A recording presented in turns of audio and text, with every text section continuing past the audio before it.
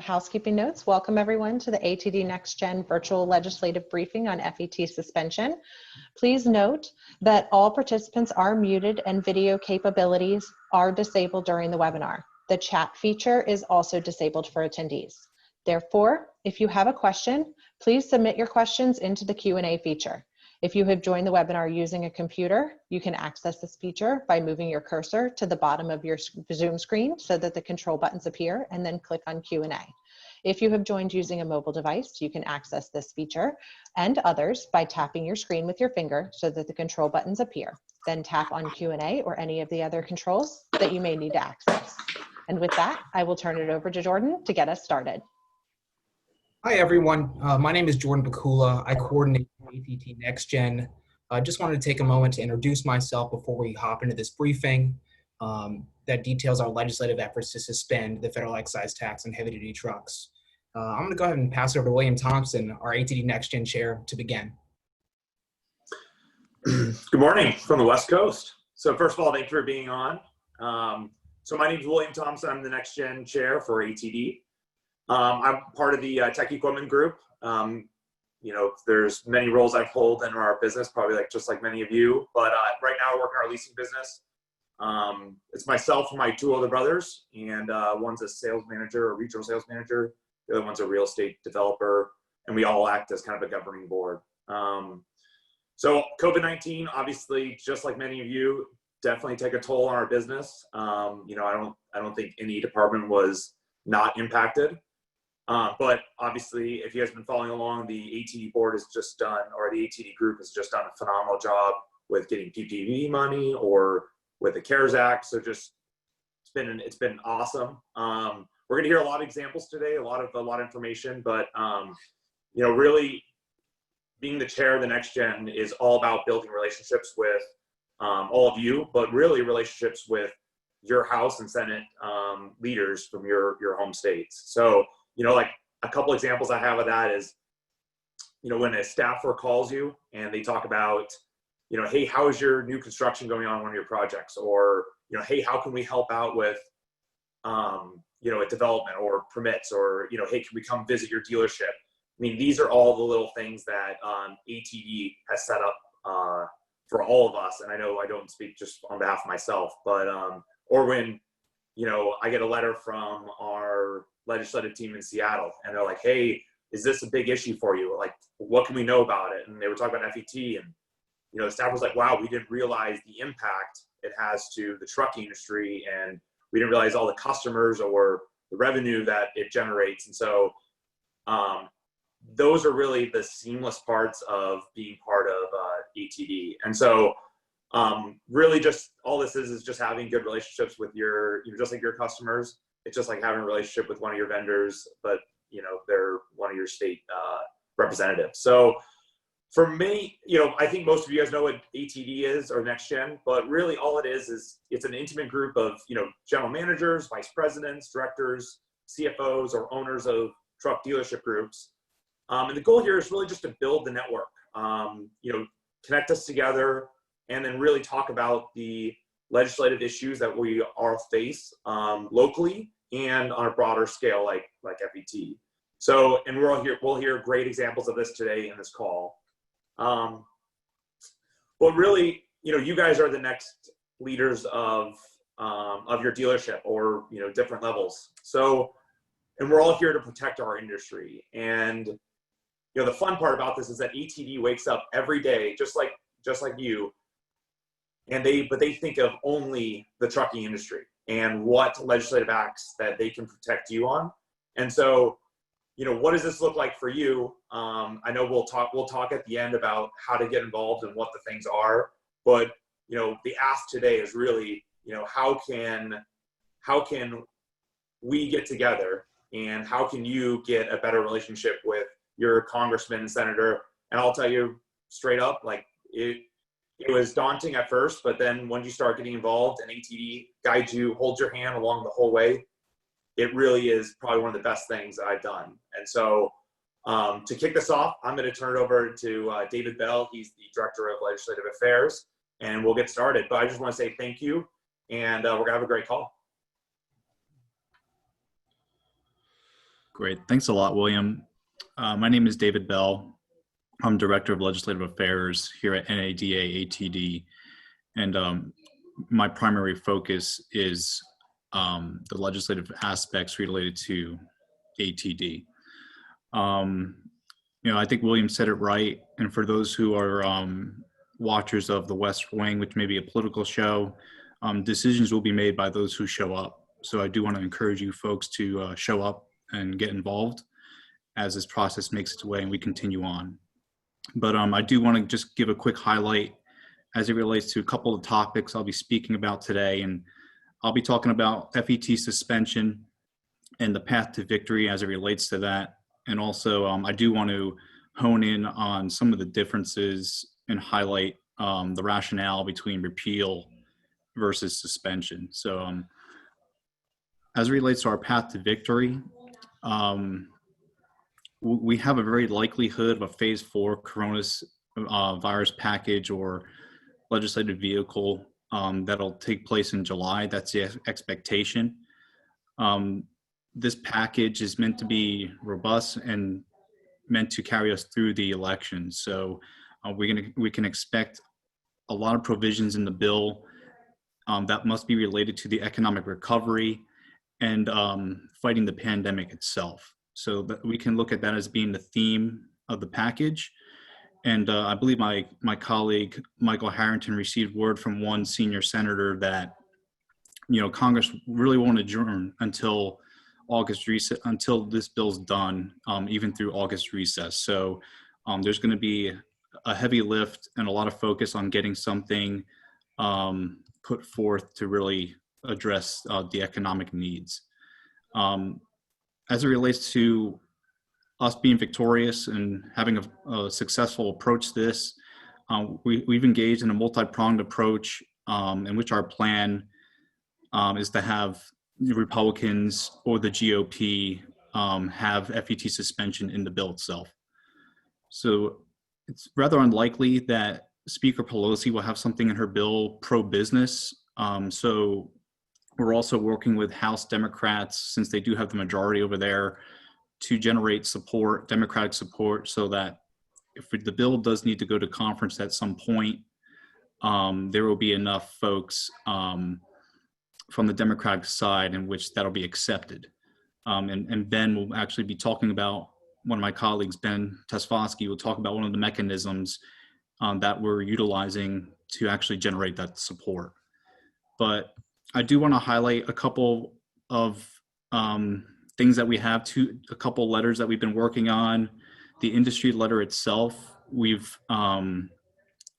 submitted a letter back in April 28th, which is it's an ATD-led letter that we sent to Congress urging support of the federal excise tax suspension.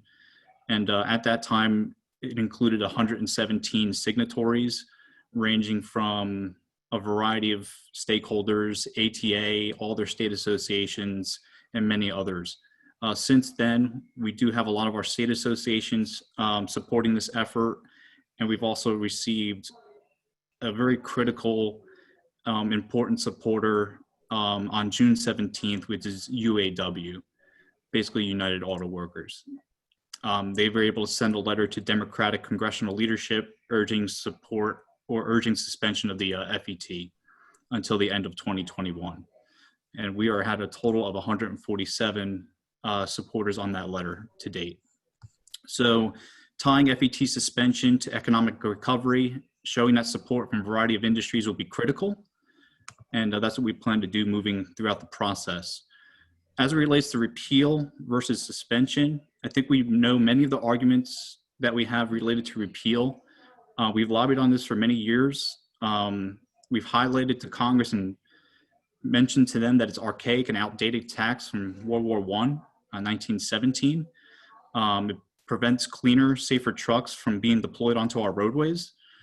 And it's the highest excise tax on a percentage basis. So while we've been able to hammer those points home, our argument with suspension is that it'll be until the end of 2021. With suspension, it's really about helping the economy or this vital industry, the trucking industry, help to jumpstart the economic recovery. It's really about getting the factories that were idle and the stores that were closed as a result of government ordered closures back to work. So keeping those assembly lines moving. And unlike repeal, with FET suspension, the entire industry, and now including the unions, UAW, are behind suspension because they believe it's the best thing that government can do in order for our industry to really stay in business. So I did want to highlight those differences. With FET suspension, we'll have economic recovery be a priority as well as American jobs, with the benefits of cleaner, greener trucks on the road being a bit more ancillary this time around. The rationale that we have been making and we've discussed with Congress and their staff and committee folks is that the industry really is in dire straits.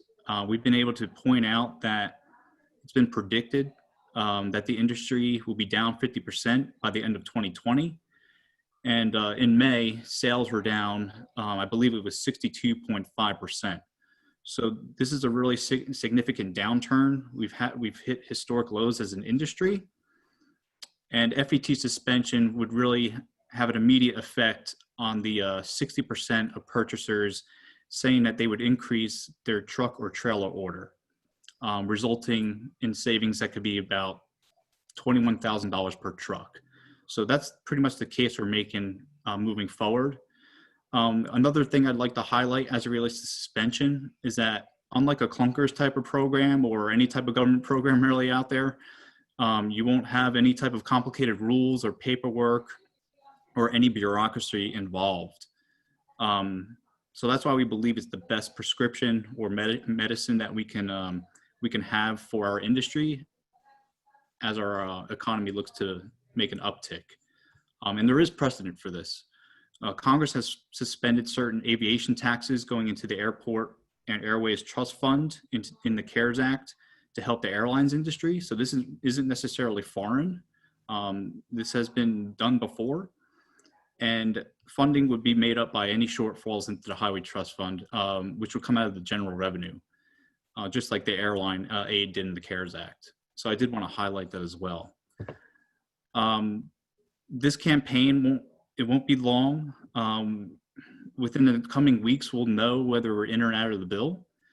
But we do encourage you to stay involved. And I do want to thank all my colleagues on this call, and the leadership in our office and you folks, the dealers, looking to that have been involved to really move the needle on this issue. So I think I'll turn it over to my colleague Ben Tesfosky. I believe he may be next to speak. Yes. Thanks, David, and thanks to everyone joining us on this call today. My name is Ben Tesfosky. I'm the Manager of Legislative Affairs in the office, and my portion is focusing on our House strategy. So some of you may remember Congressman Chris Pappas, Democrat from New Hampshire, wrote a letter on behalf of in support of including FET repeal in the transportation and infrastructure package last year. And this was thanks to the engagement of our New Hampshire ATAE, Pete McNamara, as well as a dealer from the district as well, Mary Beth Alosa. Given that the coronavirus, before I go on to the next part, there were 22 Democratic signatures on that letter, so it showed that there was some support on this issue back then. Given the coronavirus's impact on not just our industry, but on the country, and some of the facts that David had laid out earlier, Congressman Chris Pappas had agreed to do a letter on in support of FET suspension, and including that in the next coronavirus economic response package. There's a lot of support behind this right now. As even David laid out, there's over 140 organizations in support of this. So there's a lot of momentum on the Hill. And thanks to some of the efforts so far, we already have 10 signatures on the letter. And I'll read those off really quickly to y'all. And that's 10 including Pappas. It's Congressman Ed Perlmutter from Colorado, Congressman Sanford Bishop from Georgia, Congressman David Scott as well from Georgia, Congressman David Trone from Maryland, Congressman Colin Peterson from Minnesota, who is also one of the main sponsors of the FET repeal legislation, Congressman Vicente Gonzalez from Texas, Congressman Mark Vesey from Texas, and Congressman Henry Cuellar from Texas. Our ask to you all is to, engage those Democrats in your delegation. Some of the things that we've laid out, lay out the economic benefits, it'll get people back to work. It'll immediately stimulate the economy, because these guys need to hear that from you all. So please ask your Democratic members from your states to show their support for this effort by signing the Pappas letter. The next group that's a big focus in our strategy in the House are the House Ways and Means Democrats, which are part of one of the tax writing committees. There's both House Ways and Means and Senate Finance. So it's a little bit, you got to massage these guys a little bit differently in the sense that they are going to be very important players when it comes to, getting this effort done, but not only just that, how they're going to pay for things and all of that. So please, when you talk to any Democrats who are on the Ways and Means Committee, urge their support to sign the Pappas letter, but as well as voice their support with Chairman Richie Neal from Massachusetts, who is the chairman of the Ways and Means. Moving on to the Republicans, the House Republicans, our friends there, we're still in constant engagement with them. They are very supportive of the effort. And in fact, we are still in close contact with Congressman LaMalfa, who is also one of the lead sponsors on the FET repeal legislation.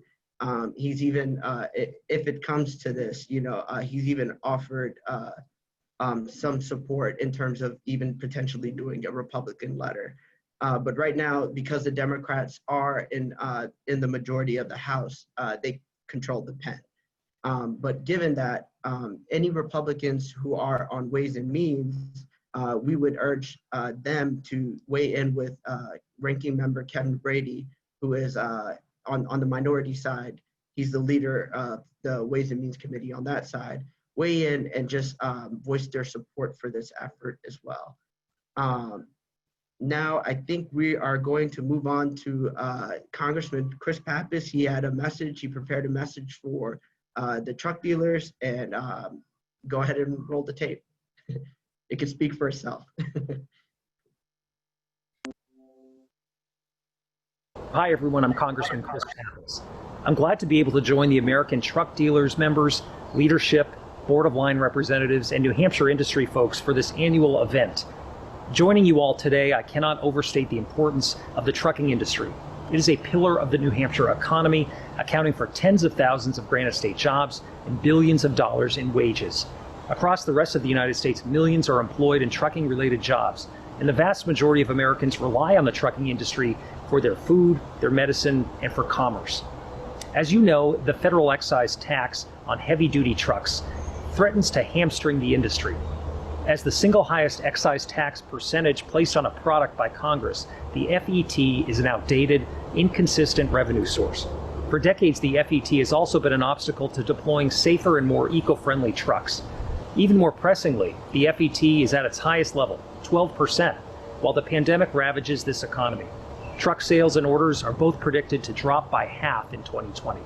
So I stand with the trucking industry and reiterate my call for a suspension of the federal excise tax on heavy-duty trucks. I am circulating a letter to House leaders and the Ways and Means Committee, urging them to phase out the 12% federal excise tax and replace it with alternative forms of revenue. Thank you for having me, and thank you for all the work that you do, literally, to keep our country moving forward. Please stay safe. And that's Congressman Chris Pappas. Before I move on to my next topic, just to stress the importance of the support of Congressman Chris Pappas. He is a freshman Democrat, but they also call him a majority maker because he's from a state that's a swing state. So his position in Congress is important. His support is very influential. And also he's a member of the New Democrat Coalition as well, which are a good group of people to engage with as well on this issue. So we thank the congressman there, and also Pete McNamara in New Hampshire and Mary Beth Delosa for their engagement there. The last topic I'm going to speak on is just an example of some of the meetings that even have occurred so far. So one of the signers on the letter, Congressman Perlmutter, was literally a direct, it's a great, probably one of the best examples I could say, is in direct result of an ATD NextGen, ATD, as well as the ATAE, engaging a member of Congress, laying out all the arguments, and getting a signature on our letter. So Congressman Perlmutter, the ATAE from Colorado, his name is Tim Jackson, he organized a Zoom conference call with Congressman Perlmutter, as well with the Colorado NextGens, and in that group as well is our ATD, one of our ATD NextGens as well, Adam McCandless. So we just laid out the economic impact, and this is one of the things that you guys bring to the table, and one of the biggest values you bring. You know the business, you know the state, you know your customers, you see the pain firsthand, and members of Congress need to hear your stories, the numbers, how it affects your business, and the difficulties it gives, not just to you, your employees, and the people who you support. In result of that, Congressman Perlmutter joined the letter, which is one of, a good example of how these meetings can go. As well, I should give a shout out to William Thompson as well. He's been to several meetings and is, lining up to do a few more as well, and has been very good at it. As you said, the first one, there might be butterflies in your stomach, but you all are experts as well. And, you build these relationships with these members of Congress, and eventually, you'll get results from that. So just keep doing what you're doing. Be the good examples that you are in your community, and just reach out to us if we can ever help. So the next speaker coming up is Matthew Harkins. He's the legislative research analyst in our office, and he's going to discuss the Senate strategy. Thanks, Ben. I'm excited to be here to chat with you all about the Senate strategy for FET suspension. And approaching the Senate, the goal and the vehicle are the same as sort of what Ben outlined for the House. Namely, we want to include FET suspension in the next round of coronavirus stimulus. So how is it different? Well, there's a different path. When thinking about legislative strategy, I think the best place to start is always with Lyndon Johnson, because before he was the president, a lot of people think he was the most effective senator ever. And he said the first consideration in political strategy is deciding how to count. Most of the time, people, when they're counting, are counting to 50 or 60, which is the number of votes necessary to pass a bill or beat a filibuster. But for our purposes, we only really need to count on one hand. And this is because the action that's happening in negotiations within the Finance Committee and between the House, the Senate, and the administration is where all the action is going to happen. Anything that gets worked out in those negotiations is going to be passed through both chambers. It's highly likely that's the case. So our count to one is Senator Grassley of Iowa. He's the nexus of power in the legislative battles to come over the next several weeks. And there's a few important reasons for this. First, he's the finance chair, which means he's the guy in charge of the tax writing committee, the committee that has jurisdiction. Second, he's the Senate pro temp, which means he's in charge of presiding over the Senate when the vice president isn't there. And that's a sign of both institutional and soft power, because the Senate really holds its institutions in high regard. Finally, for all these reasons, he's the guy that the administration is going to look to when they're sitting across the table from Democrats hammering out the shape of the next stimulus. So we've got Grassley in mind. The question becomes, how do we persuade him to put FET suspension into the recovery bill? We've decided that the most effective way to do this is to reach out to Republicans on the Finance Committee and ask them to talk to Senator Grassley about support for FET suspension. Ask him to include that into the coronavirus stimulus legislation. This is an effective method of persuasion because not only do they sit on the committee that has jurisdiction over the issue, but they're also more likely to have developed relationships with Senator Grassley since they sit on the committee that he chairs and they work with them. And it's also worth noting that since the Republicans have a majority in the Senate, they have more power relative to Senate Democrats to move the ball into the end zone. So when we're, I guess, moving back, what's the message we want to send to Republican Finance Committee members in particular? Based on the feedback we've heard from meetings so far, we want to say that the trucking industry presents Congress with a golden opportunity to jumpstart economic recovery. As you know, sales have declined, and if we get the industry back rolling, it can have a force multiplier effect to stimulate not just our industry, but the whole nation's economy, because it's a linchpin industry. And the thing is, we're talking about a big price tag here. So these Republican senators who pride themselves on fiscal responsibility are going to need a compelling reason to open the purse. So we have to establish that this is legitimate and necessary stimulus for the industry. Any stories that you can share in this regard about how the government shutdowns have affected your dealership, as well as how important your dealership is to your community and the economy, are going to go a long way. They're going to be very persuasive to any member that you're talking to. And to give an example of this, we've already had some success, and I'd like to put a spotlight on Iowa. The Iowa auto and truck dealers had a really productive meeting with Senator Ernst of Iowa. They presented the exact same message that I mentioned above. The industry is experiencing historically declining sales, and suspension is going to jolt the economy. And Senator Ernst said, now is the time to work on this, and she thought the suspension would be a nice fit into the stimulus bill. She told us she planned to visit with Senator Grassley and discuss this, and asked us for follow-up in the form of statistics demonstrating that FET suspension would induce sales. That's the ideal feedback that you want to receive after any meeting with a member of Congress. But no matter what you hear them say, be sure to send us any feedback you receive so we can refine our approach. And if they ask you questions for follow-up, you can feel free to direct those questions to us, and we can help you come up with a response. Now, don't take my emphasis on Senate Republicans to mean that we're ignoring Senate Democrats. They're going to be important as well because they have a seat at the table and they have some power to either block or push for inclusion of certain provisions. Additionally, if we can convince Senator Grassley that this policy is bipartisan, it will make it easier to get FET suspension into the bill. To that end, we want Democrats who sit on the Finance Committee to bring this issue to our number 2 target, who is Senator Wyden of Oregon. That's because he's the Democratic head of the Finance Committee, and a lot of the reasons that Senator Grassley is important also apply to Senator Wyden. If your member is a Democrat not on the committee, they should talk to the number 3 target, which is Senator Schumer of New York. He's the majority leader, very important in directing his party, and he's currently compiling priorities of the caucus as Congress gears up for negotiations. When you're meeting with Senate Democrats, it's a really good idea to emphasize the United Auto Workers letter, which David mentioned. They came out in support of FET suspension, and Democrats traditionally support labor unions. Having a labor union in our corner would make them feel more comfortable lending their support. We have that letter, and if you need it from us, feel free to follow up. Finally, you'd like to emphasize that to some Democrats that this would save and protect jobs. There's 7.8 million people employed in our industry, and keeping them employed is going to be essential to bring the economy back on track. So with all this, we believe that we have a winning strategy that can deliver the trucking industry the relief it needs to continue providing essential goods and services, but we can't do it alone. To that end, I'll send it over to Patrick to discuss how we're going to deploy, as our president and CEO, Peter Welch always says, our most effective lobbyist, which is you, the truck dealer, to implement this strategy.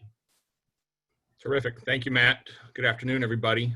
It's a pleasure to be with you. Pleasure to see so many familiar names and some new faces and new names as well, too.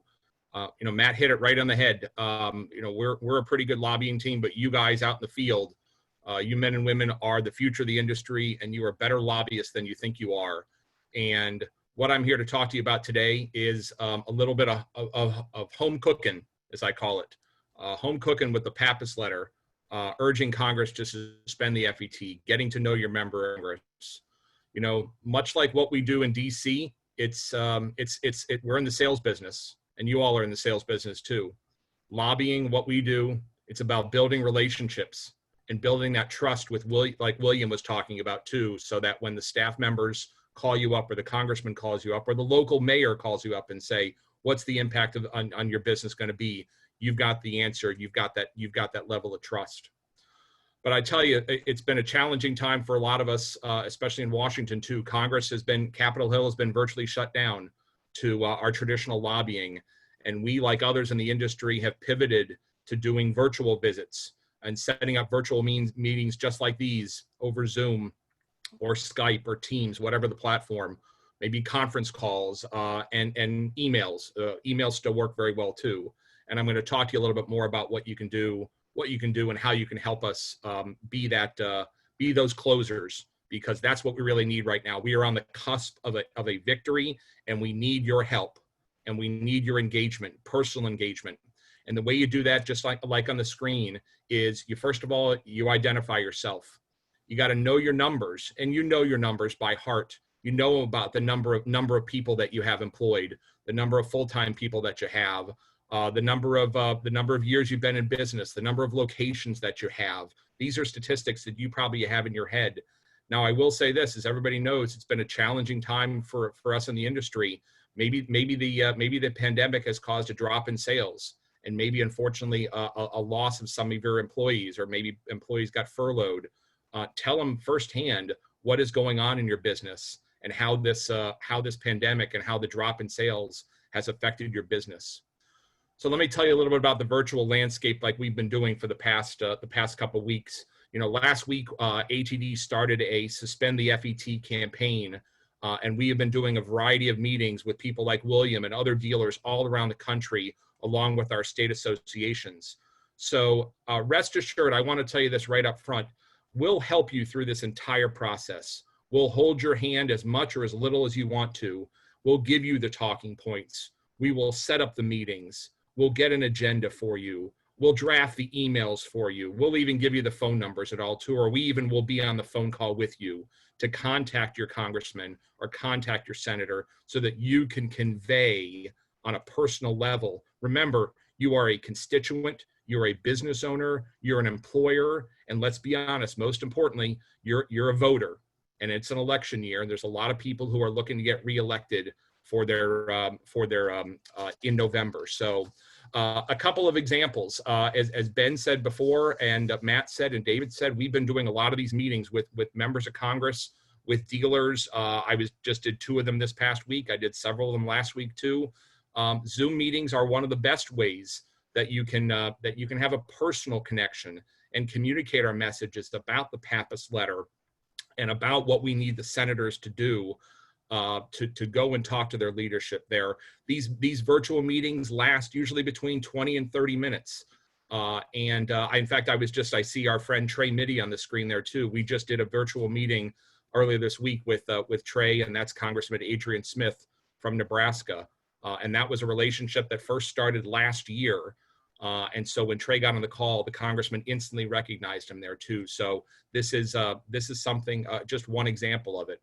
If you don't want to do a Zoom meeting, we could certainly set up a traditional conference call for you.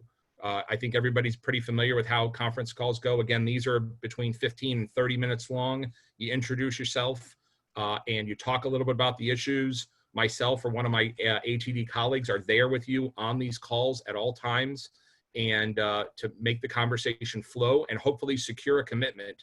Again, that's what we've got to do. We got to close the deal, folks. We got to close the deal and get these people to commit to the Pappas letter and to encourage the leadership to include this in the stimulus.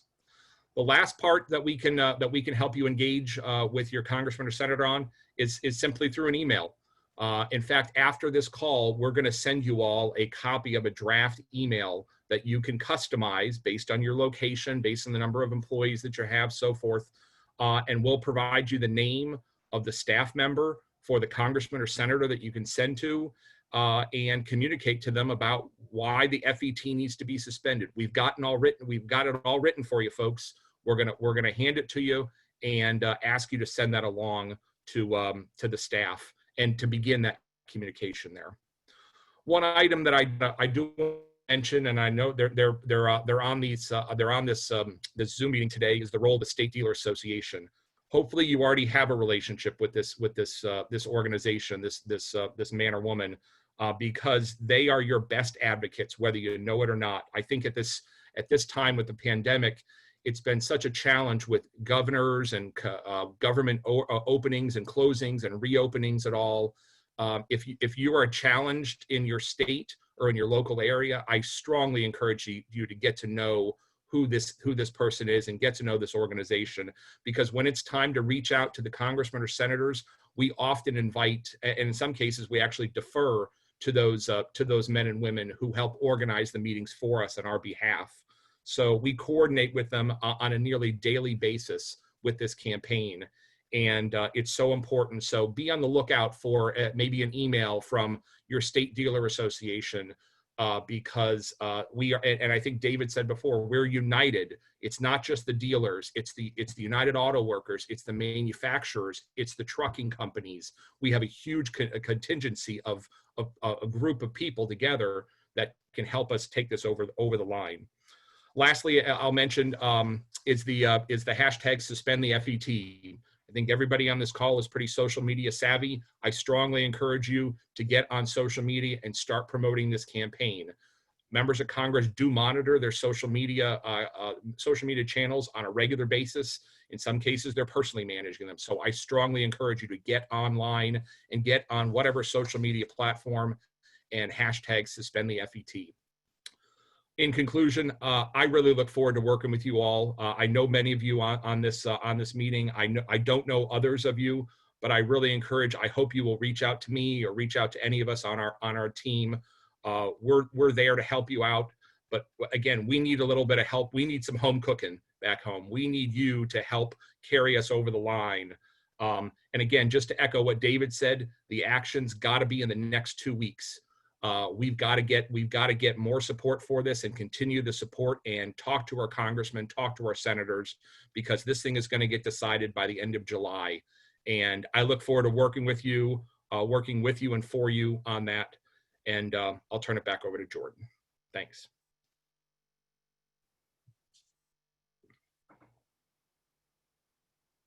Jordan, I think you're on mute. Yeah. Sorry about that, folks. Thanks, Patrick. I appreciate it. Just a bit of a conclusion. First and foremost, the trucking industry is in a dire situation right now. We're looking at a 50% decline in sales for the year. I don't have to tell you that, folks are laid off, they're furloughed. Americans are searching for jobs right now, and we right now are arguing for American jobs, and it's crunch time. We're about a month away from the next coronavirus stimulus bill. And this is the bill that's going to define whether or not we get this FET suspended. And we need you to get active by doing one of three things: either asking your Democratic member to sign the Pappas letter, talking to your Ways and Means Democratic members, right, to make sure that they get FET suspension and the next stimulus bill, or reaching out to the Republicans on the Senate side and doing the exact same thing, whether it's Chuck Grassley or Ron Wyden. We have to make sure that we're ready to go, because this month is going to be crunch time for us.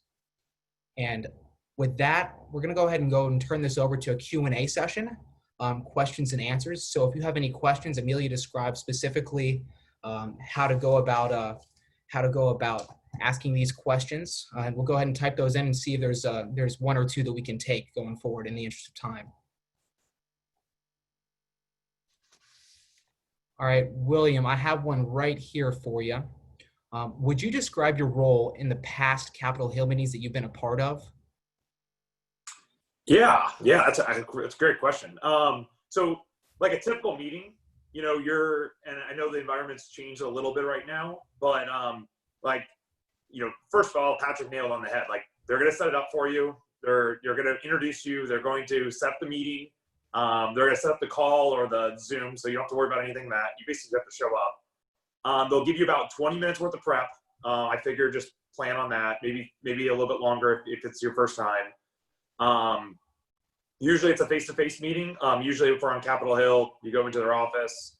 You talk about business for the first 10 minutes or so, 5 minutes, and you talk about your business, how many jobs you support, what what you do in the community, who your customers are, basically anything of that. And then you really get down to the issue of the hot topics. So it'd be FET suspension. So, they talk about the points, they give you the full rundown, and you talk about how it's getting, what you're going to ask. Basically, you give them the ask at the end. So, hey, we want you to sign this document, or we want you to, vote this way when this bill comes by, and that's it. And then you have no idea the impact when they meet with you, that it's like, yeah, they'll email you back. So you'll get an email from the staffer, and they'll be like, hey, really appreciate it. We'll be in touch. We appreciate your vote. And, we didn't realize the impact, because most of these staffers or congressmen or senators have no idea anything about the trucking business. none of them actually probably have ever been in a truck. So it's almost bad. It's almost shocking to see the response. So pretty cool. Thanks, Jordan. Sure. Thanks, William. At this point, we're just starting to come to the end of our time here. We want to make sure that everyone has enough time going forward. Would you mind moving the slide forward once, Amelia?